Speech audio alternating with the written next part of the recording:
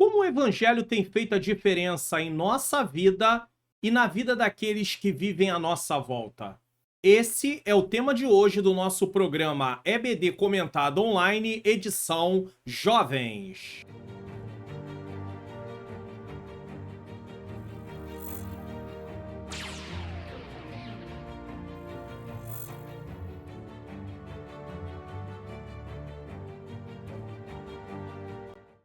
A paz do Senhor, sejam bem-vindos a mais um programa da EBD Comentado Online, edição Jovens. Eu sou o pastor Mário Luna, é com alegria e satisfação que eu recebo você aqui para mais um programa. Se você está chegando pela primeira vez, é claro que você é muito bem-vindo, muito bem-vinda. Nesse momento, nós vamos fazer uma oração.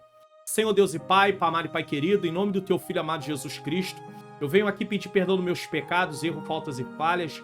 Eu venho te render graças por mais essa oportunidade de estar aqui para realizar este programa. Que o Senhor ilumine a minha mente para que eu ensine as verdades de acordo com o que está na Tua Palavra.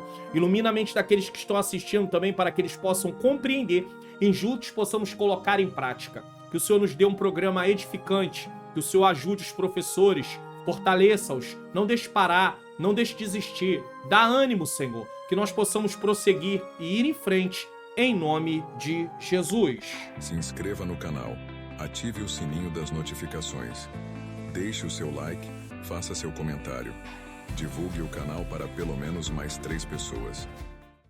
Então não deixe de compartilhar aí, tá bom? Esse vídeo também, ó, você tem um botãozinho aqui embaixo que você pode compartilhar esse vídeo, enviar para as suas redes sociais. Você também pode se inscrever no canal, ativar o sininho das notificações, deixar o seu like e fazer um comentário. O que você achou desse vídeo? De que lugar do Brasil você está assistindo ou fora do Brasil também. É sempre uma honra receber vocês aqui e nós estamos aqui para poder finalizar o nosso segundo trimestre de 2024, lições bíblicas CPAD jovens nesse caso. E eu louvo a Deus por esta oportunidade. Você que me assiste de vários lugares do Brasil, seja da região norte, nordeste, sul, sudeste, onde eu estou, ou centro-oeste, o meu agradecimento. A você que também me assiste fora do Brasil, o meu agradecimento também. Deus seja louvado. Mas antes de prosseguirmos, eu quero falar mais uma vez para vocês sobre o que iremos estudar no próximo trimestre, terceiro trimestre de 2024, na Cova dos Leões, o exemplo de fé e coragem de Daniel para o testemunho cristão em nossos dias. As lições, o comentarista é o pastor Valmir Nascimento, e as lições são essas que você pode depois pausar a tela, se quiser, para poder observar que lições vamos estar estudando. Bom, hoje nós estamos encerrando o nosso trimestre de 2024, segundo trimestre de 2024, a realidade bíblica de uma fé que faz a diferença, é a lição de número 13, que será ministrada no dia 30/6 de 2024. Essa lição está sendo gravada aí para você e você está aí com essa lição para poder estar aprendendo e estar estudando. E antes de mais nada, eu quero fazer um aviso aqui na Lições Bíblicas Adultos. Eu fiz esse aviso no final, mas para vocês aqui dos jovens, eu vou fazer logo agora no início. Não é por minha causa. Essa lição está sendo gravada no dia 10 de junho. Mas ela só vai ser liberada no dia 23 de junho. Aí você vai falar, pastor, mas por que o senhor deixar 13 dias a lição presa? Porque, infelizmente, o algoritmo do YouTube mudou e quando nós liberamos as lições com muita antecedência, ele manda para vocês, como vocês não visualizam, como vocês não assistem antes da data, a maior parte não assiste. O que o YouTube acha?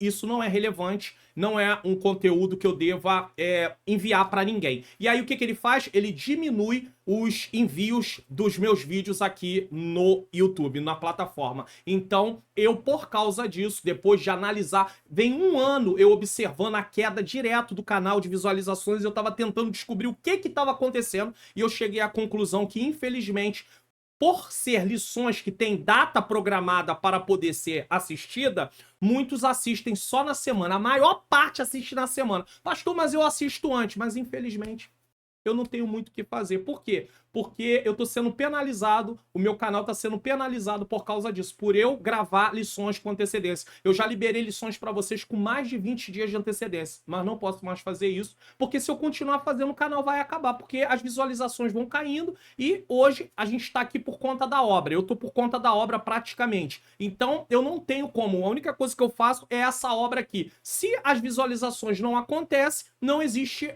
um retorno. E se não existe um retorno, o que vai acontecer? Eu não tenho como manter o canal sem um retorno. Então eu quero que você entenda, por favor, tá bom? Vamos prosseguir. Às vezes vem alguém no comentário, pastor, mas não faz isso não. Não vai adiantar. Você ora a Deus aí pro YouTube mudar a forma de trabalhar. Se eles não mudarem a forma de trabalhar, eu não tenho o que fazer.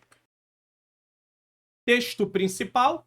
Tendo vosso viver honesto entre os gentios, para que naquilo em que falam mal de vós, como de malfeitores, glorifiquem a Deus no dia da visitação pelas boas obras que em vós observem. Então você vê que há uma necessidade de uma transformação na nossa vida para que as pessoas vejam essa transformação e queiram Jesus também. Isso está em 1 Pedro capítulo 2, 12. Resumo da lição: Deus espera que façamos a diferença na vida do próximo, demonstrando assim o poder de uma fé genuína. Texto bíblico está em Mateus 5, 13 a 16, um texto muito conhecido, eu recomendo que seja lido. O comentarista da lição, pastor Alexandre Coelho, nos fornece o seguinte para entendermos o tema da lição. Objetivos da lição. A lição tem 3 tópicos. Primeiro tópico, conscientizar de que o evangelho nos direciona para Deus. Segundo tópico, saber que o evangelho nos direciona para o mundo. Ou seja, nós vamos para levar a palavra e ao mesmo tempo temos que ser luz diante desse mundo. Terceiro, ressaltar que o evangelho nos direciona para a eternidade. Nós vamos morar no céu. Introdução. Ao longo desse trimestre, abordamos alguns dos pontos tidos por essenciais para a fé cristã. Não esgotamos o assunto, isso é óbvio, né? Pois sabemos que muitos outros pontos existem e que podem ser pesquisados e aplicados às nossas vidas e a de quem está estudando a respeito da fé cristã. Então, a revista não teve por objetivo esgotar os temas em relação a isso. Nós estudamos o padrão bíblico para a vida cristã, caminhando segundo os ensinos das Sagradas Escrituras, nesse caso. As temáticas que estudamos mostram a importância do Evangelho e a da palavra de Deus na vida de quem já recebeu Jesus. Não tem como um jovem ter aceitado Jesus e continuar com a mesma conduta que tinha antes de Jesus.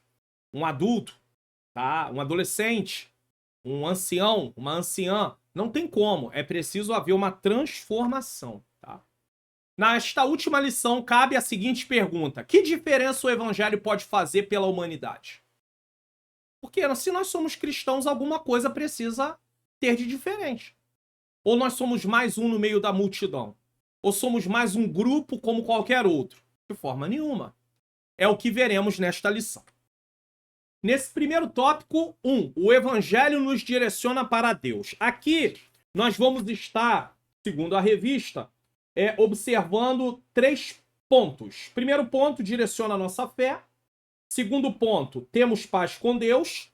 Terceiro ponto, a boa notícia. Então, nós temos aí esses 3 pontos para falarmos nesse primeiro tópico. Iniciamos nosso estudo com um dos pontos mais importantes. O que o Evangelho faz em relação a nós e ao Deus que nos criou. Isso é importante. Então, o que ele faz? 1. Direciona a nossa fé. A humanidade possui uma forte tendência a depositar sua crença em objetos, sistemas científicos ou alguém. Essa crença inerente ao ser humano chamamos de fé. Há pessoas que colocam sua fé em objetos tidos por mágicos ou no movimento que os planetas fazem no céu. Já outros colocam sua fé nas ideologias. Deus nos criou para o adorá-lo, para o servi-lo. O pecado distorceu essa adoração, essa inclinação de buscar algo para adorar. E aí, muitas pessoas adoram os astros, elementos mágicos, coisas, animais e outras situações, né? Outras coisas diversas. Mas nós precisamos entender que Deus nos criou para adorá-lo. Mas essa adoração tem sido distorcida por causa do pecado, certo? Os cristãos creem no Deus vivo e verdadeiro. O Senhor, em sua palavra, revela que a nossa fé deve estar nele e em seu poder. Nós não podemos depositar nossa fé em outra coisa ou uma pessoa, mas sim no Senhor. Aí eu quero fazer um comentário dessa parte. Aqui entendemos que existe um aspecto da fé que chamamos na teologia de fé natural.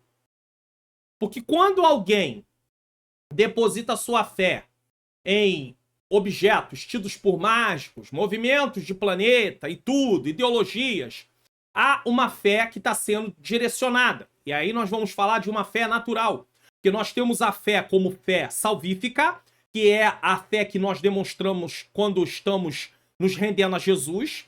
Temos a fé no aspecto, fé é uma só, mas tem vários aspectos. O aspecto salvífico, o aspecto, nesse caso, é de confiança em Deus, que é a fé que nós precisamos sempre demonstrar durante toda a nossa jornada aqui nessa terra. E tem também algo que nós chamamos na teologia de fé natural, que é o que eu estou falando aqui.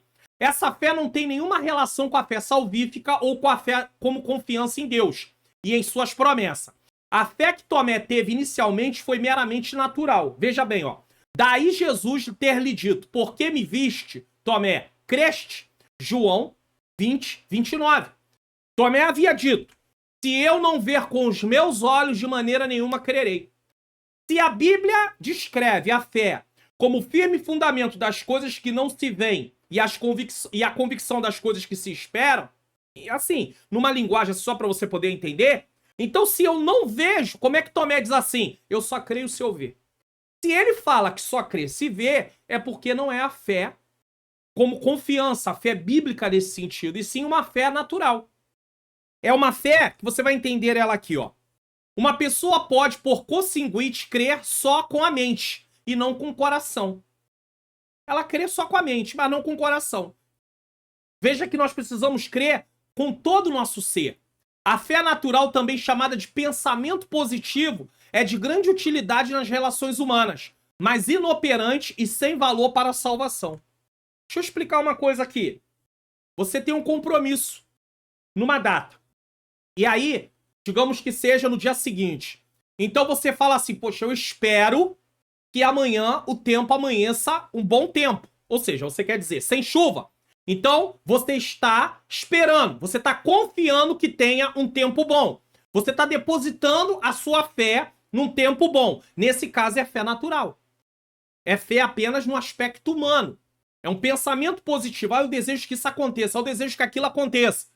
Deu para entender? É por isso, inclusive, que nós temos que ter cuidado para nós não usarmos na vida cristã determinismo ou positivismo. Não, eu tô pensando positivo, vai acontecer, vai acontecer, vai acontecer. A Bíblia não ensina isso. É claro que nós precisamos ser uma pessoa otimista, mas a nossa vida não é guiada pelo otimismo. A nossa vida é guiada pela nossa fé. Nós andamos por fé, porque o otimismo, ele tem fragilidade. Qual é a fragilidade? Se tudo está correndo bem, ele funciona muito bem.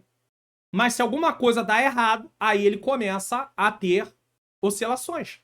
E a pessoa começa a oscilar. Ela já não está acreditando tanto quanto antes de ter algum tipo de problema. Então o jovem não pode andar por otimismo. Ele precisa andar por fé. Não é errado você ter otimismo, mas isso não pode guiar a sua vida, porque o otimismo está limitado às circunstâncias da vida. Mas a nossa fé não pode estar limitada às circunstâncias da vida. Deu para entender? Certo? Então, é a fé natural, também chamada de pensamento positivo, é de grande utilidade nas relações humanas, mas inoperante, sem valor para a salvação. Vamos lá. A Bíblia nos diz que a fé é o elemento de que precisamos para nos aproximar de Deus. Olha o que diz, ó. Ora, sem fé é impossível agradar-lhe, porque é necessário que aquele que se aproxima de Deus creia que ele existe e que é galardoador dos que o buscam. É aquele que dá prêmio, presente, tá? Hebreus 11:6. Deus valoriza tanta confiança que depositamos nele e em seu nome que se propõe a recompensar, aí, galardão é uma recompensa, aqueles que se aproximam dele com fé. Então as promessas que ele fez vão se cumprindo na nossa vida porque nós temos fé. Então, Jesus Cristo morre na cruz do Calvário para nos dar direito de salvação. Isso não é uma coisa que nós recebemos porque merecemos. É uma coisa que recebemos sem merecer. É um favor imerecido, por isso chama-se graça. Porém, Deus espera de nós que nós tenhamos fé. E uma vez que você tem fé, você é recompensado com as promessas que ele fez para aqueles que o aceitaram Cristo como seu único e suficiente Salvador. Não há quem se aproxime de Deus da forma como ele deseja e que saia de mãos vazias. Não tem como. Em dias em que as pessoas rejeitam a Deus para viverem de acordo com seus propósitos, a mensagem do Evangelho continua sendo consistente com o que Deus determinou sobre a nossa forma de confiar e onde depositar a nossa confiança. O mundo está de um lado para o outro. Como se fosse o mar. Vai e vem. Ondas vão, as águas voltam. Assim. Ou seja, não há aquela firmeza. Então, as pessoas buscam uma segurança, mas não têm essa segurança. Confiam em determinada coisa, mas quando aquilo não dá certo, abandonam aquilo e mudam. Em Deus não existe isso. As circunstâncias podem não estar favoráveis, mas nós continuamos confiando. É isso que Deus espera de mim e de você. Outra coisa que o Evangelho traz para nós. 2. Temos paz com Deus. O Criador manteve um relacionamento estreito com o primeiro casal. É só você ler Gênesis 1. Mas quando eles pecaram e se afastaram do Eterno, ele mesmo estabeleceu os parâmetros pelos quais poderiam se aproximar da sua presença novamente. Entre tudo que foi perdido por causa do pecado estava a paz. Não há como eu me aproximar de Deus do meu jeito, da minha forma, do meu modo. Deus já estabeleceu como isso deve ser feito, através da sua palavra. E o meio para termos comunhão com Deus é através de Jesus. Eu não posso eleger outro nome para me aproximar de Deus.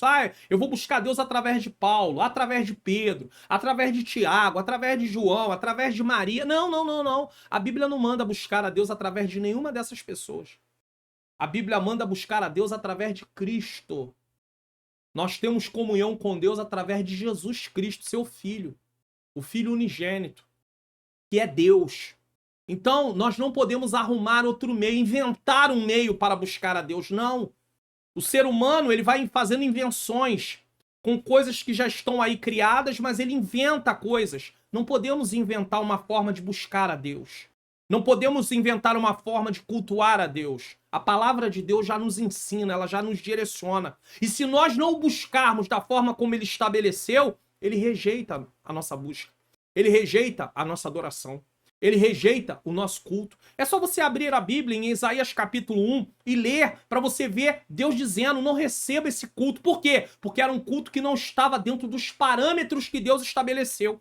Eles iam prestar culto, mas o coração deles estava longe de Deus, porque as obras deles não condiziam com o culto que eles estavam oferecendo. É o que aconteceu com Caim.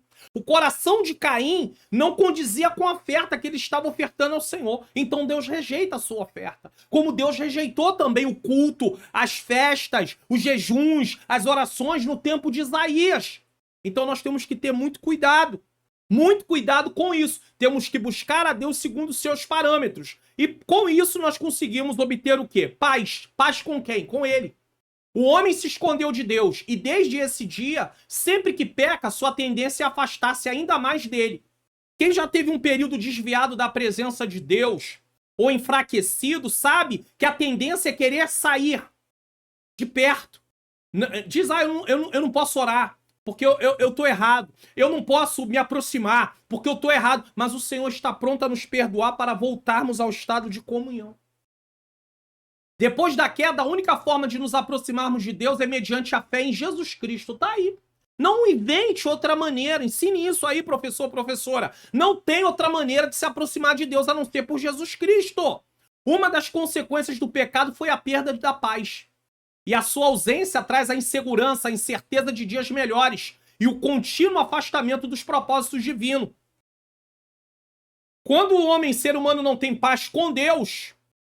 E aí nós estamos falando daqueles que não estão em Cristo, que não aceitaram Jesus, que não servem ao Senhor. A vida dele é incerta. Entenda uma coisa, definitivamente, ainda que as coisas não estejam correndo muito bem para você que serve ao Senhor, entenda que existe uma promessa de vida eterna e lá tudo vai ser estável. Nada vai estar fora do lugar. Não vai haver descontrole, desacerto, nada. Tudo vai estar estável, normal, funcionando da forma como Deus quer. Então, ainda que nessa vida possamos não ter muitas coisas que desejaríamos, podemos ter certeza e talvez passamos por sofrimentos, dores, tristezas. Muitas vezes, saiba que lá tudo isso acaba, termina. Então, que os nossos olhos estejam postos nas promessas de Deus e no próprio Deus, porque fiel é aquele que prometeu. Então, uma das consequências do pecado foi a perda de paz, e sua ausência traz essa insegurança, como eu disse. 3. O evangelho traz uma boa notícia. Então, primeiro, ele direciona a nossa fé.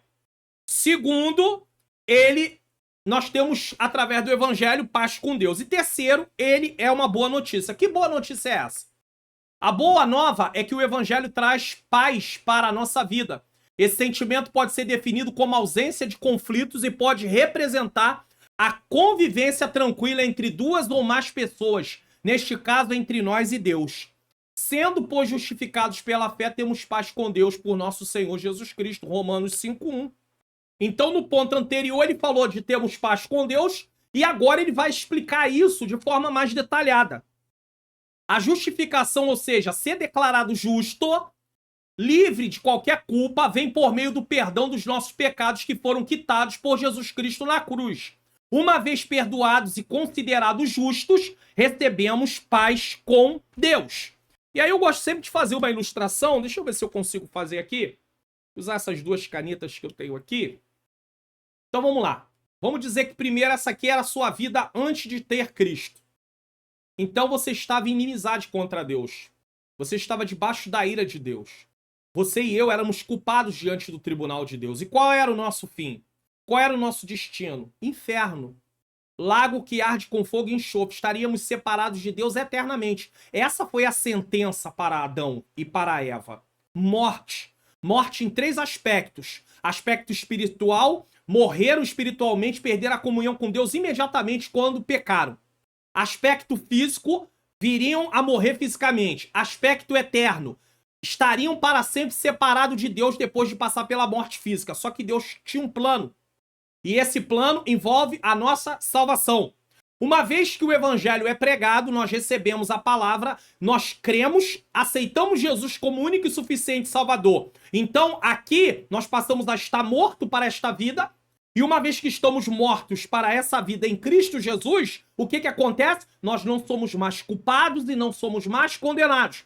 Mas, ao mesmo tempo, o Senhor Jesus Cristo, através da sua morte e da sua ressurreição, nos dá uma nova vida. Então, esse homem que outrora estava morto, aqui, passa para aqui, e agora ele recebe vida. E agora ele tem vida. E agora ele tem comunhão com Deus. E tudo que ele tem é por meio do que Jesus fez. Então, não tem mérito pela sua salvação. Você não tem mérito pela salvação. Eu não tenho mérito pela salvação. Mas, pastor, eu oro. Pastor, eu jejuo. Pastor, eu vou ao templo. Pastor, eu faço a obra. E tudo isso eu faço para ser salvo. Não, você não faz para ser salvo. Você faz porque é salvo. Primeiro, Deus teve que trocar a sua posição. Lembra que você era condenado e culpado como eu? Se Deus não troca primeiro a sua posição, você podia ir para culto, você podia orar, você podia jejuar e você ia para o inferno do mesmo jeito. Por quê? Porque você não aceitou Jesus como seu único e suficiente Salvador. E você tá vendo a gravidade disso? Existem pessoas que se dizem religiosas, que dizem buscar a Deus, que dizem crer até em Cristo Jesus, mas que eles não aceitaram Jesus de verdade. Eles não reconheceram Jesus como Senhor e Salvador da sua vida. Eles estão aí no mundo dizendo, não, eu creio em Deus, eu creio que Jesus é o Filho de Deus, mas eles não vivem uma vida de obediência a Deus. Então, a fé implica em obedecer, mas você não obedece para ser salvo. Você crê para receber a salvação, mas a obediência que você obedece é porque você agora é um filho de Deus. Então agora você tem paz com Deus. A sua vida é diferente. Você tem uma vida mudada. É isso aqui, ó. Justificação, ou seja, ser declarado justo, livre de qualquer culpa. Vem por meio do perdão dos nossos pecados. Uma vez perdoados e considerados justos, recebemos paz de Deus. Aí nós temos paz com Deus e também temos a paz de Deus. E a paz de Deus tem a ver com o nosso relacionamento com o nosso próximo. Essa paz que tanta humanidade necessita não é fruto de um pacto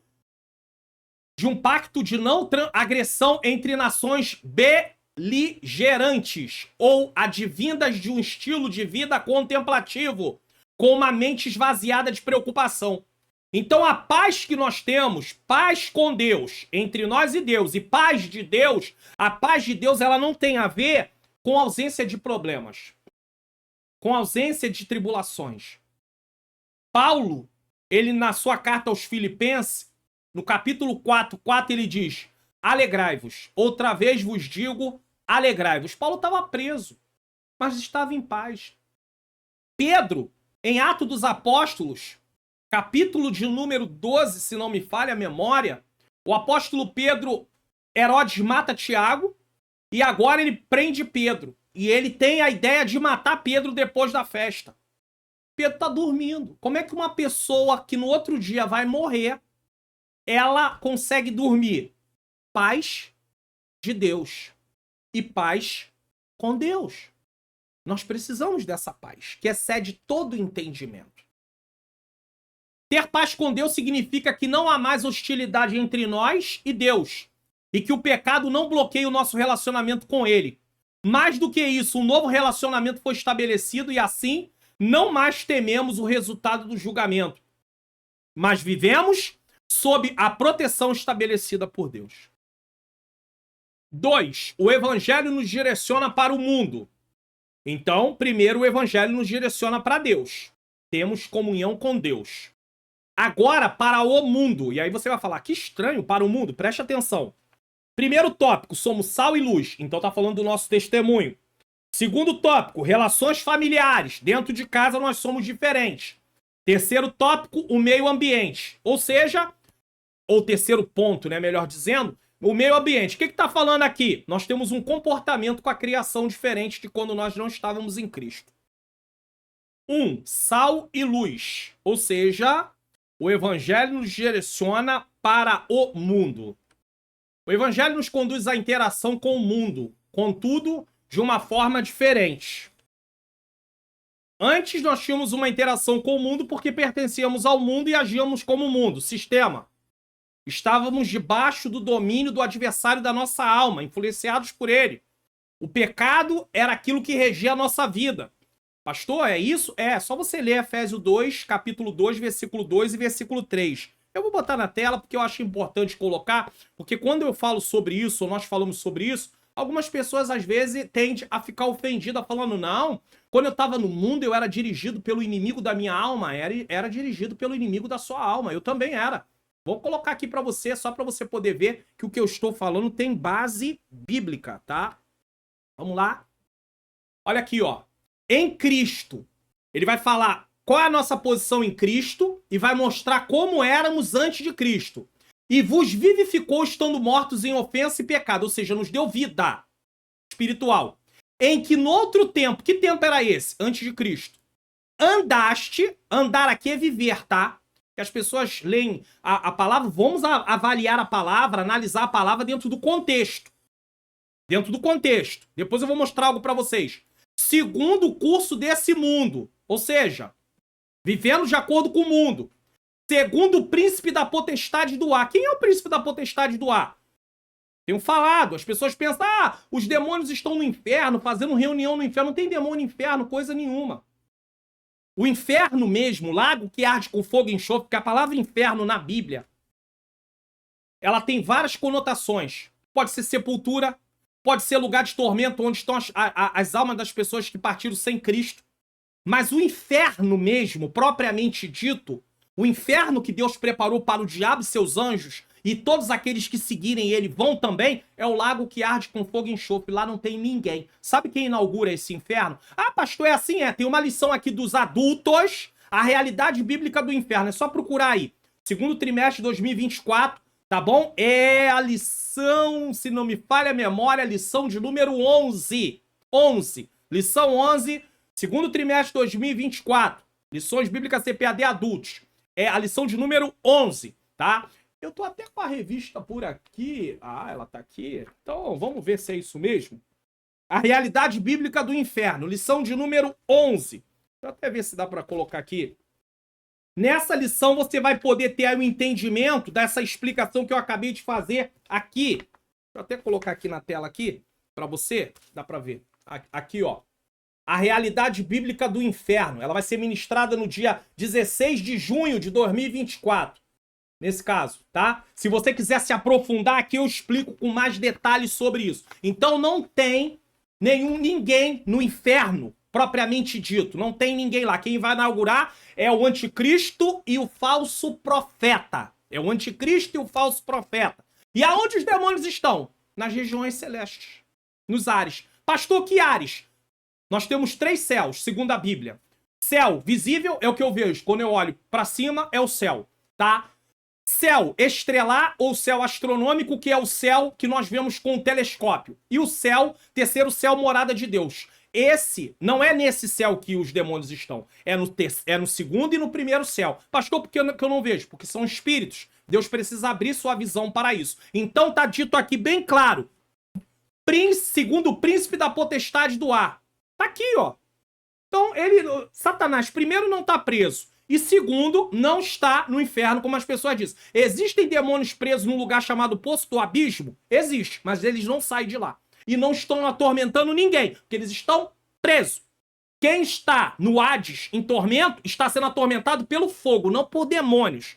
Isso é coisa de mitologia grega. É demônios com garfinho. E outra coisa, quando todos forem para o lago que arde com fogo e enxofre, também não vai estar atormentando ninguém, porque eles vão estar sendo atormentados. Então você usa aqui, ó, segundo o príncipe da potestade do ar. Você pode achar uma referência também sobre isso em Efésios 6:12, regiões celestiais.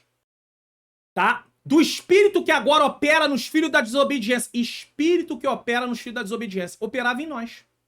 Versículo. Entre os quais todos nós também antes andávamos nos desejos da nossa carne, fazendo a vontade da carne e dos pensamentos, e éramos por natureza filhos da ira, como os outros também. Sabe o que Paulo está falando aqui? Todos nós íamos para o inferno. Todos. Mas através de Cristo Jesus nós recebemos salvação. Então nós não podemos continuar nessas práticas aqui. O evangelho nos conduz à interação com o mundo, contudo, de uma forma diferente. Não com as práticas antigas. Não mais como participante das práticas condenadas por Deus, mas como pessoas que fazem a diferença em um ambiente tomado pelas trevas, em vias de decomposição. Jesus expressou isso quando disse aos seus discípulos: vós sois o sal da terra. Mateus 5,13. Pergunte aí na classe para os alunos: você tem se comportado diferente do que o mundo? As pessoas veem Cristo na sua vida? Pergunte para si próprio, professor. Eu estou me perguntando aqui. Cristo está sendo visto através do meu modo de viver? Do seu modo de viver? Ou as pessoas acham que você é uma pessoa como qualquer outra, no sentido de se parecer em tudo? Não tem nenhuma diferença. Não tem nenhuma conduta diferente. Como Daniel na Babilônia. Como Misael, Azarias e Ananias. Precisamos ver isso. Precisamos ter muito cuidado com isso. Certo? Então, é bom que nós tenhamos esse entendimento. Esse entendimento. Que nós andávamos, segundo o príncipe desse mundo, príncipe da potestade do ar. E andar é viver. E é o que eu tinha dito. E eu ia mostrar aqui para você. Esse curso online, como facilitar meu estudo da Bíblia. Aqui eu mostro as etapas do estudo bíblico. E aí você aprende a diferenciar, a interpretar. Não é um curso de interpretação bíblica, mas ele te dá uma noção de interpretação para estudar a Bíblia. Para você poder entender a palavra dentro do contexto. Porque a pessoa fala andar, então tá pensando que andar é caminhar apenas. Não, caminhar no sentido de vida. Vida, é nesse sentido. Adquira.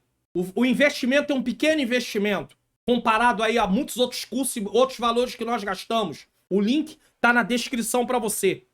Vai fazer toda a diferença, pode ter certeza, tá? O sal nos dias de Jesus era tão valioso que o Império Romano aceitava sua utilização como moeda de troca ou mesmo de pagamento.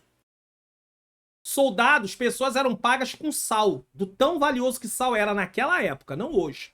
Dado o seu poder de conservar alimentos como a carne, que se deteriorava com facilidade. Hoje tem refrigeração, então o sal perdeu seu valor em muito por causa de tudo. O sal também dava sabor aos alimentos, tornando-os mais palatáveis, ou seja, para poder ingerir, para poder comer, para poder saborear. Então o sal tinha um grande valor. Antes de eu falar da luz, por isso que Jesus disse: vocês são sal, vocês são luz. Mas se o sal perdeu o seu sabor, para nada mais presta, a não ser para ser lançado e pisado pelos homens. Aí alguém fala assim: pastor, na nossa cultura ninguém pisa em sal, a não ser quando alguém está fazendo alguma situação lá de crença que ele tem.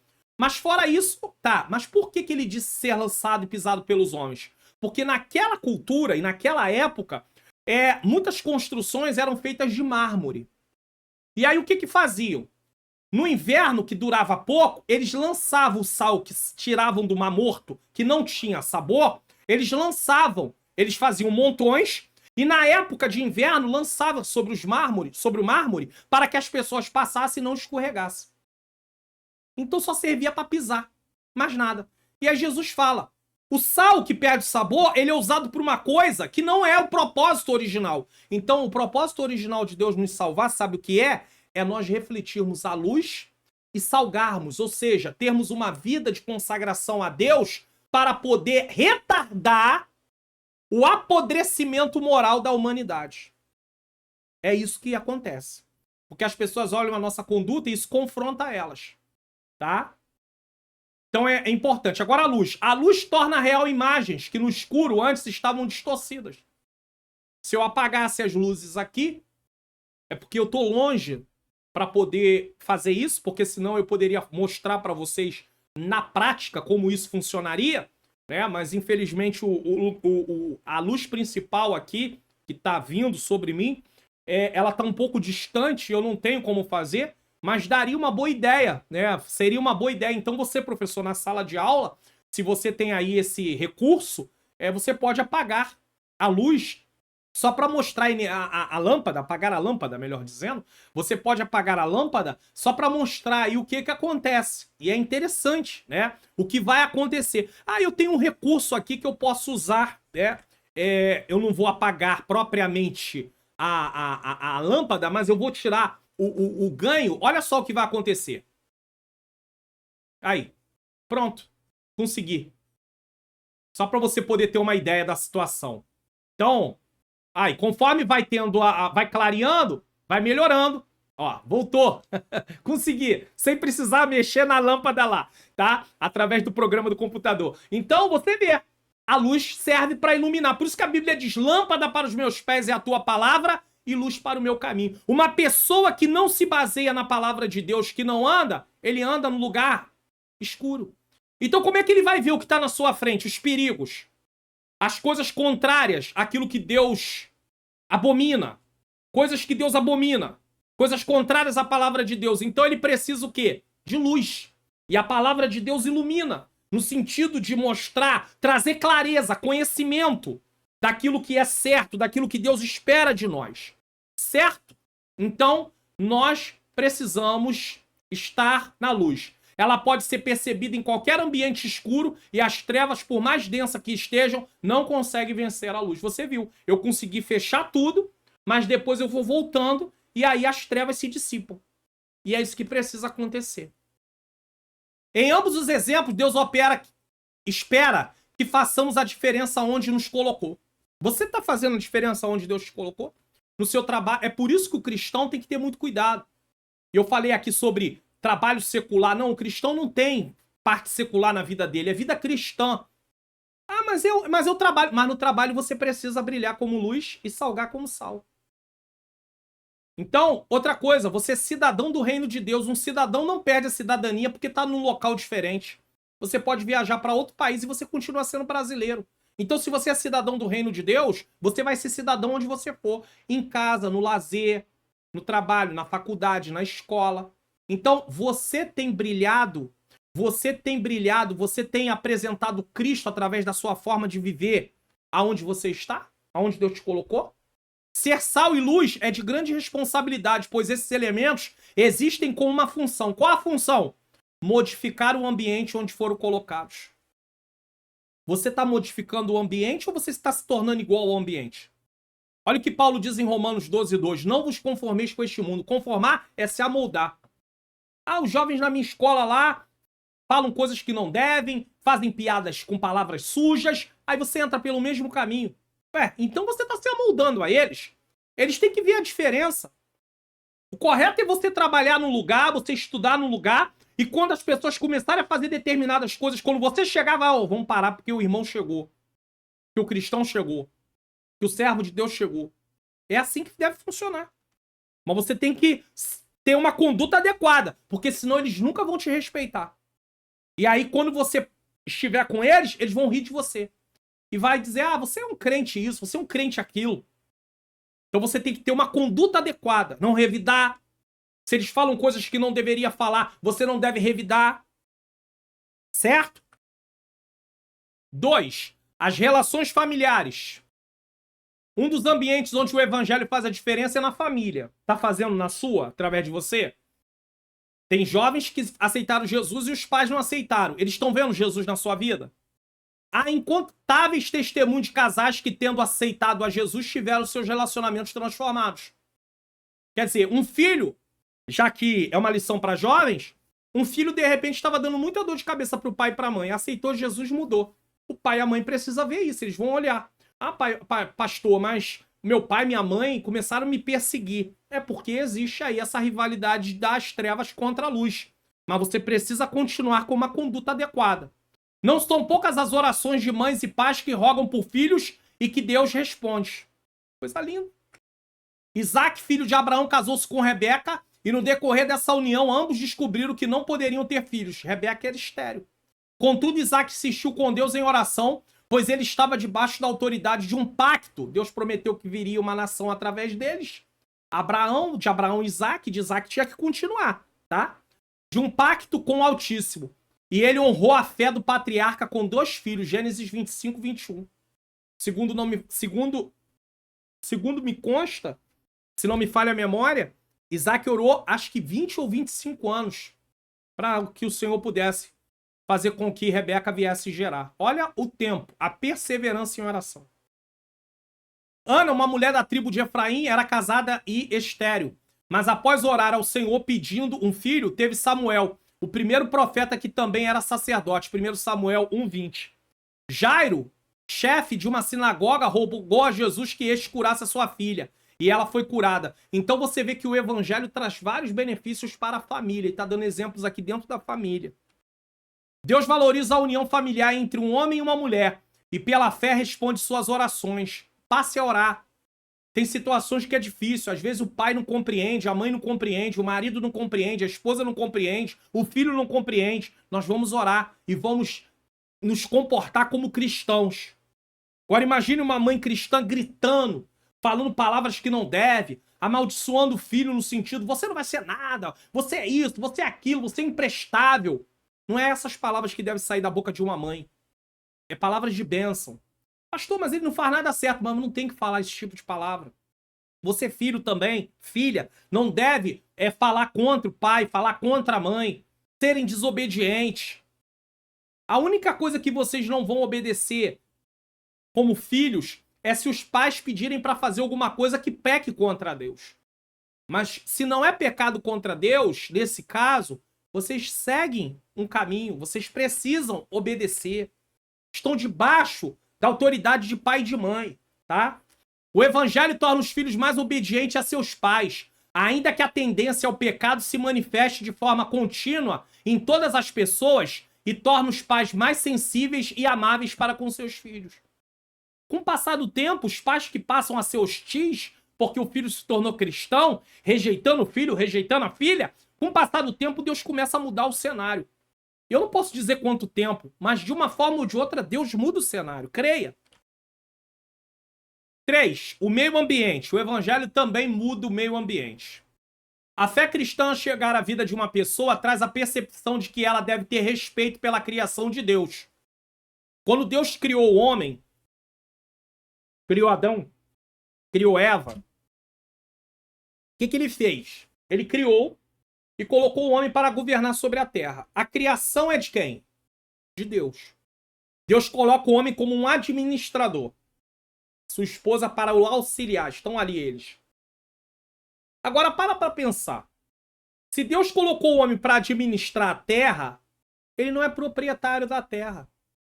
Então ele precisa entender que a forma como ele se comporta com a criação, ele vai ter que prestar conta a Deus, porque o dono é Deus, não é ele. Ele não é dono. E nós temos que pensar um pouco mais nisso. É dentro dessa visão que o comentarista está nos ensinando. A fé cristã, ao chegar à vida de uma pessoa, traz a percepção de que ela deve ter respeito pela criação de Deus. Isso implica dizer que um salvo em Cristo não destrói o meio ambiente onde ele está, mas o conserva. Então, se você sabe que tem coisas que, como um cristão, você precisa ter um novo comportamento, você precisa levar isso em consideração. Que você é um cristão.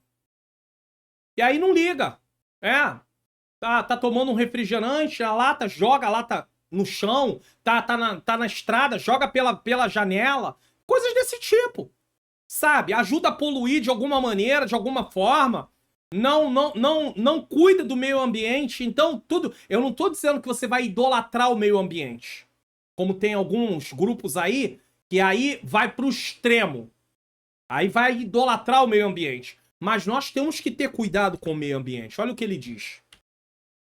Da mesma forma como os hebreus deveriam cuidar da terra onde haviam sido colocados por Deus, somos desafiados a interagir com o meio ambiente de forma a preservá-lo e de usufruindo dos seus recursos com sabedoria. Quantos lugares tem uma lixeira? As pessoas jogam lixo no meio da rua. Tá nem aí. O que é isso? É não cuidar do meio ambiente. A pergunta é, você que é cristão pode fazer a mesma coisa? Ah, mas todo mundo faz assim. Mas todo mundo não é você. Não sou eu. Não somos nós. Nós somos cristãos. Devemos ser diferentes. Todo mundo é uma coisa, mas nós não somos todo mundo.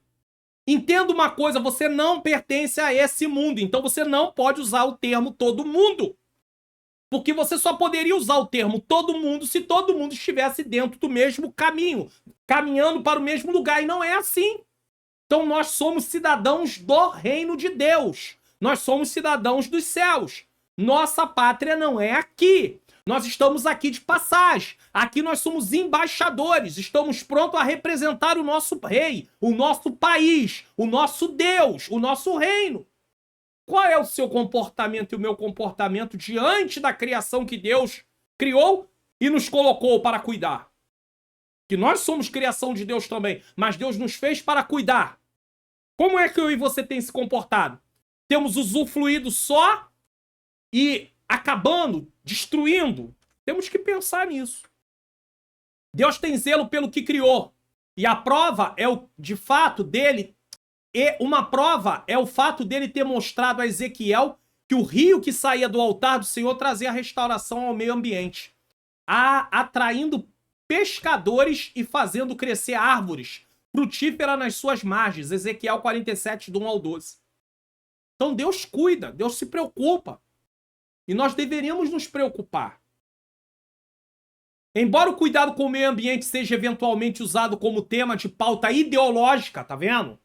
Aí é uma outra situação. Como servos de Deus, não podemos nos esquivar da mordomia colocada sobre nossa responsabilidade para com a criação. Imagina um crente participando de desmatamento. Pastor, mas não tem mais nem menos. Você não pode fazer isso. Você está destruindo a natureza. Só para você poder entender.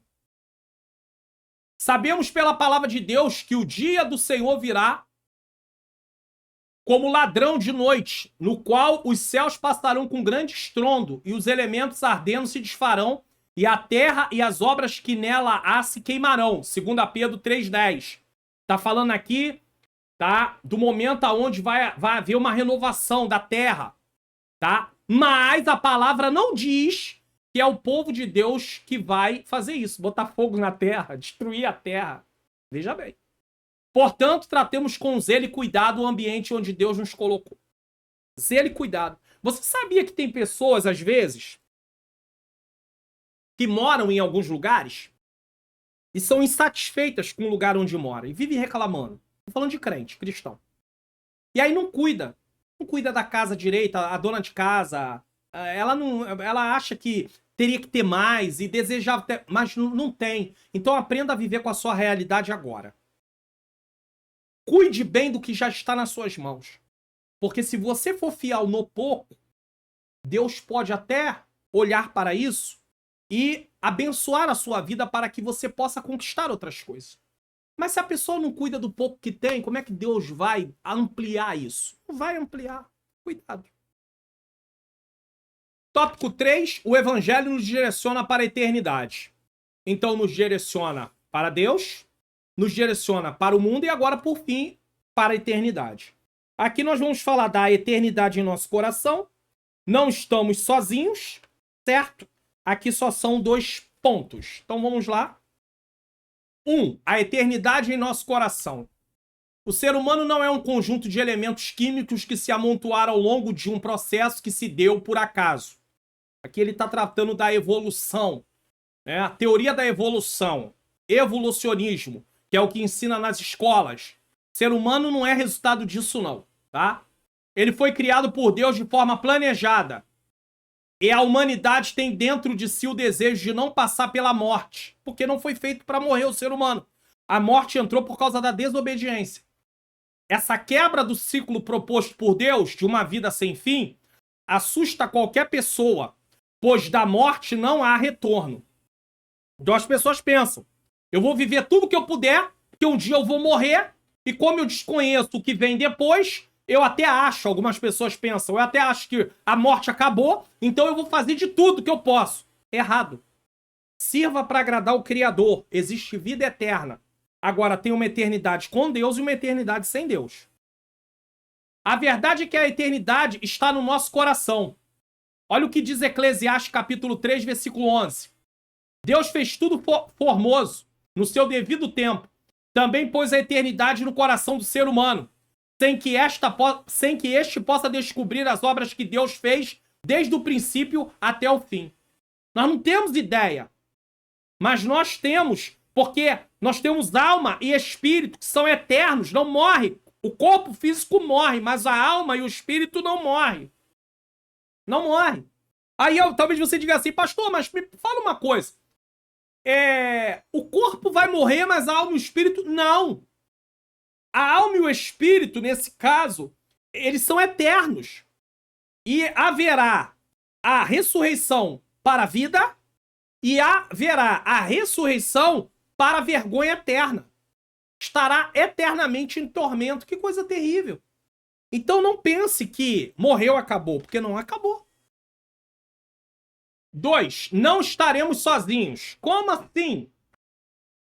Não conseguimos imaginar a grandiosidade do Evangelho e isso decorre do fato de não podermos conhecer todas as culturas do mundo onde a palavra de Jesus já chegou, bem como as pessoas que foram alcançadas pela salvação. Tem milhares.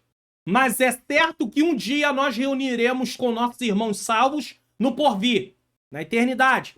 E eles não são poucos. Nós não sabemos quantos. Mas imagine de todas as épocas, desde Gênesis até o final. Ah, irmão, aleluia. Lá estarão nomes como? Lá estarão nomes como Moisés, Noé e outros mais, Josué, os heróis da fé, Paulo, Pedro. Todos estarão lá, todos esses e outros mais. Eu prefiro não enumerar tantos nomes, por quê? Porque não me compete, mas são homens e mulheres que cumpriram o seu papel, a sua carreira. E você, está cumprindo? E eu estou cumprindo? Vamos ver. Precisamos ir. O apóstolo Pedro mencionou que em seus dias havia irmãos em todo o mundo que estavam sendo afligidos pelos ataques de Satanás. 1 Pedro capítulo 5, versículo 8 e 9. O evangelho não ficou só em Jerusalém, ele ultrapassou barreiras geográficas, linguísticas e culturais. Então, assim como muitas pessoas estão padecendo, estão perseverando naquele grande dia, todos nós estaremos lá. Todos que perseverarem até o fim, que não abrirem mão da sua fé, que forem sal e forem luz. Guarde isso. João, contemplando os últimos dias, disse: depois dessas coisas olhei, e eis aqui uma multidão, a qual ninguém podia contar, de todas as nações e tribos e povos e línguas, que estavam diante do trono e perante o Cordeiro, trajando vestes brancas e com palmas nas suas mãos. Apocalipse 7:9. Não estamos sozinhos no mundo. A igreja do Senhor Jesus é muito maior do que podemos imaginar. Então pare de achar que só você sofre. Sofrimento tem muitas pessoas padecendo em vários lugares do mundo e já padeceram, outros que já até partiram. Mas perseveraram. Vamos perseverar, não desista. Conclusão. O Evangelho de Jesus Cristo pode fazer grandes coisas pelo homem moderno, tanto quanto fez pelos homens que creram em Jesus nos últimos séculos. Tanto aqueles que já passaram, como nós, a geração atual. E até que o Senhor Jesus retorne para buscar a sua igreja, devemos pregar e viver sua mensagem como um exemplo a todas as pessoas de todas as culturas. Porque o que adianta falar do amor de Jesus se a nossa vida não condiz com esse amor e com essa transformação que nós anunciamos? Nós falamos: Jesus quer mudar a sua vida. Eles olham para nós e falam assim: não tem mudança nenhuma em você. Vamos conferir o que iremos estudar na próxima lição? Aí já é um novo trimestre. Daniel, uma jornada de fidelidade, lição de número 1, que vai ser ministrada no dia 7 de julho de 2024. Certo? Contatos para convite. Você, se quiser me convidar para poder pregar, dar uma aula de escola bíblica dominical, dar a EBO, que é a Escola Bíblica para Obreiros, estudo bíblico, palestras, simpósios, conferências, congressos, aulas de teologia, treinamentos, e também, se quiser convidar a minha esposa, minha menina princesa, para louvar, tá? Ângela Manhãs Luna, ela louva ao Senhor e eu ensino, eu prego, aconselho, enfim, essa é a nossa parte aqui. Então, se você quiser. Também quero lembrar você que se você quiser semear no meu ministério de ensino, é só você apontar a câmera do seu celular no seu aplicativo do seu banco, ir na área Pix, ler QR Code e colocar o valor. Eu louvo a Deus que o Senhor possa tocar no seu coração, você ser generoso ou generosa. Tem aí a chave Pix, vai estar em nome de Centro de Ensino Bíblico Entendes Tu que Lês, é pessoa jurídica nesse caso. Pastor, não tenho como. Continua orando por mim, por ela, por filhos, netos, família de modo geral. Nós precisamos muito das vossas orações. Mas se você quiser contribuir, fique à vontade. Lembrando a você mais uma vez aí do curso Como Facilitar Meu Estudo da Bíblia. Não deixe de fazer esse curso. Vai ser edificante para a sua vida e você vai entender a Bíblia com mais facilidade, tá bom? Então, nesse momento, eu quero agradecer a vocês que durante todo o segundo trimestre de 2024, Lições Bíblicas Jovens, estiveram comigo, tá bom? Aqui estudando o padrão bíblico para a vida cristã, caminhando segundo os ensinos das Sagradas Escrituras. É isso? É isso. E vem aí, para nós, o terceiro trimestre, e nos encontramos no terceiro trimestre na Cova dos Leões, o exemplo de fé e coragem de Daniel para o testemunho cristão em nossos dias. Eu quero fazer uma oração de agradecimento e espero vocês no próximo trimestre. Não esqueça de compartilhar essa aula, não esqueça de dar o like também de comentar o que você achou dessa lição. Vamos orar em nome de Jesus? Senhor Deus e Pai, Pai amado e Pai querido, eu quero te render graças por mais essa aula e por mais esse trimestre que está sendo finalizado. Te louvo, Senhor, te agradeço. Muito engrandecido seja o teu nome por tudo que fez. Dá força aos professores, ânimo. Não deixa parar, não deixa desistir. Senhor, que eles possam prosseguir. Se tem algum que disse, não vou dar mais aula no próximo trimestre, renova suas forças, Senhor. Toma os alunos, toma as situações, as causas das pessoas, as necessidades, os pedidos de oração. Que o Senhor continue abençoando. Toma o canal, toma os inscritos. Toma aqueles que fazem parte aí, Pai querido, do clube de membros do canal. Pai querido, abençoa, Senhor, que eles possam divulgar o canal. Eu entrego tudo nas tuas mãos em nome de Jesus. Amém. Deus seja louvado, Deus seja glorificado. Se você é professor, professora, não desiste não. Você que está fazendo a obra do Senhor, está com uma responsabilidade também, às vezes está numa liderança, está dirigindo algo. Ah, não, eu vou parar. Não para, não desista, peça graça a Deus. A graça de Deus te basta, tem me bastado. Não é fácil, mas o Senhor tem nos ajudado. Receba a bênção apostólica e até o próximo trimestre, se assim o Senhor nos permitir. Que o grande amor de Deus, a graça do nosso Senhor e Salvador Jesus Cristo e a doce comunhão do Espírito Santo seja com todos nós que aguardamos a volta do Senhor, e todos digam amém!